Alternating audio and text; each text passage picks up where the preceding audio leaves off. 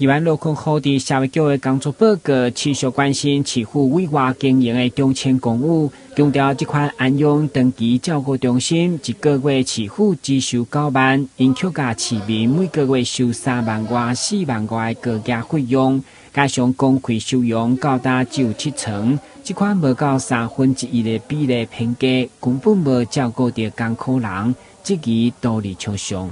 政府这多资源。要而且艰苦人使用，结果恁拢囥伫遐，你甲互人假想讲恁是独立财团，会当互你收40个，结果你甲收一个7个。因政府阮来加强来宣导啦，来甲因看要求。什么叫做加强宣导啦？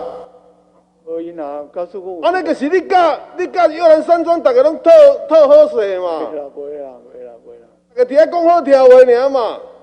社局会后表示，有关老人公费收容照顾服务已经完成签约，所价收入户甲中价收入等弱势民众拢当提供，强调会加强宣导。